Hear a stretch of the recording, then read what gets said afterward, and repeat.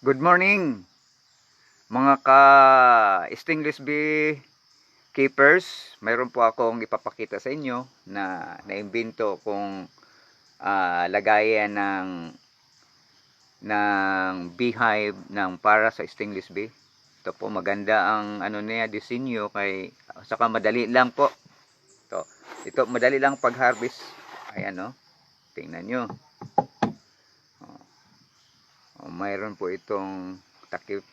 Mayroon takip din dito. Saka ayan. Tatlong division po ito siya. Mayroon po yan mga butas dyan. May mga butas yan.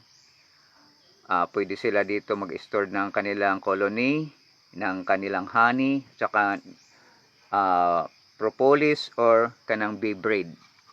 Okay, pag maglagay na tayo ng bees dito na i-separate na natin sa na-split natin na colony, lalagyan po ito ng tip. Lalagyan ng tip para be sure na hindi talaga papasukin ng tubig.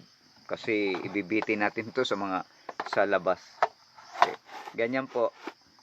Ganyan lang po kasimple ang ating bagong sa pamamaraan ng pagpaparami ng colony ng stainless bee at iba't ibang mga lagayan. Mayroon po ako mga box, mayroon mga baldis, mayroon po rin bamboo, mayroon din sa baon ng nyug. Bye.